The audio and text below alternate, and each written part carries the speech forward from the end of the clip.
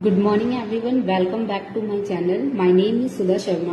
Today I explained you my new subject, that is research methodology.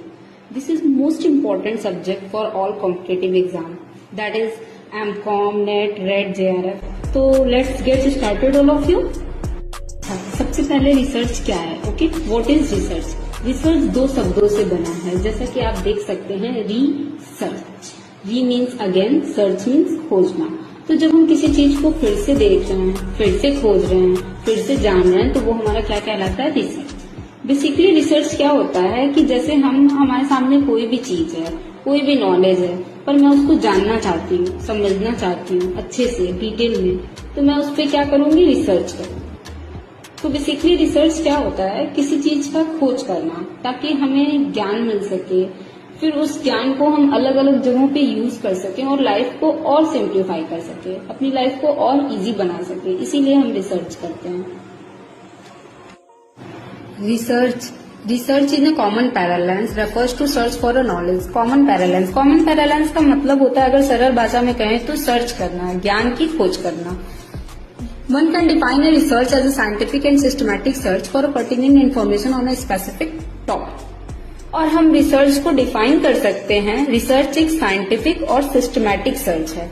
Scientific और systematic का मतलब ये हुआ कि हम रिसर्च के अंदर साइंटिफिक तरीके से काम करते हैं। जैसे कि हमारा साइंस होता है ना, हम कभी भी कुछ भी नहीं करते हैं, हम हर चीज देखेंगे, समझेंगे, फिर करेंगे। हर चीज के पीछे एक तर्क होता है, एक क्रम होगा आपका, एक सीक्वेंस होगा, तो उसी सीक्वेंस में आप काम करोगे। रिसर्च को कई लोगों ने डिफाइन किया है क्लिफर्ड वुडी की भाषा में। उनकी डेफिनेशन वगैरह आप देखोगे तो रिसर्च का मतलब है प्रॉब्लम्स को डिफाइन करना, हाइपोथेसिस बनाना, फिर उसके ऊपर डाटा कलेक्ट करना, डाटा कलेक्ट करके कंक्लूजन तक आना। ठीक है, तो बेसिकली आपका रिसर्च क्या है? क्लिफर्ड वुडी ने बोला है, हमारे सामने कोई प्रॉब्लम है तो उस प्रॉब्लम को अच्छे से डिफाइन करेंगे, फिर इस प्रॉब्लम पर हाइपोथेसिस बनाएंगे।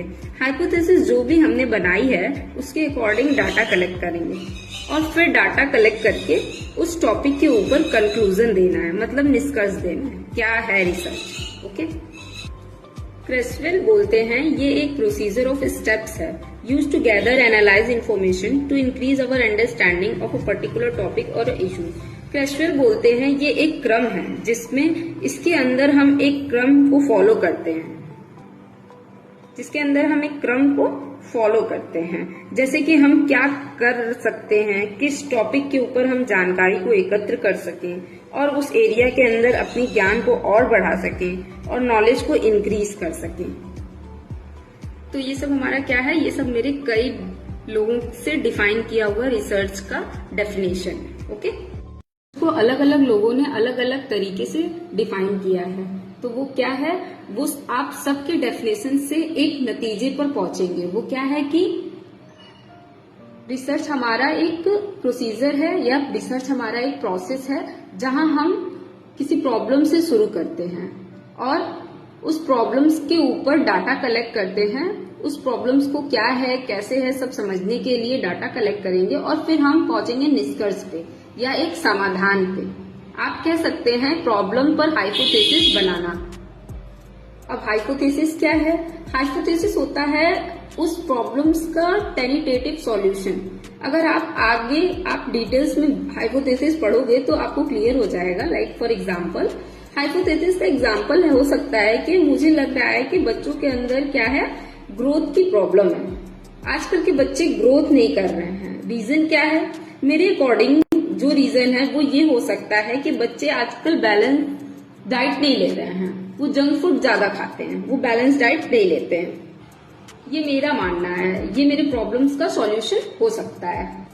तो ये अस्थायी है, ये प्रॉब्लम्स का सॉल्यूशन हो सकता है, लेकिन पहले इसे आपको प्रूफ करना होगा। आपको एक थ्योरी बनेगी प्रूफ करने के बाद, तो वो आपका हाइपोथेसिस होगा। तो रिसर्च हमारा क्या है? एक प्रॉब्लम से शुरू करते हैं और कंक्लूजन पर एंड करते हैं। रिसर्च एक साइंटिफिक है, मतलब इसके अंदर हम सिस्टम को फॉलो करते हैं ताकि हम किसी भी एरिया में, किसी भी जगह पे ज्ञान का यानी नॉलेज को ले सकें और उस प्रॉब्लम्स को सॉल्यूशन पा सकें, एक्सेट्रा। ये सब हमारा क्या है? रिसर्च है।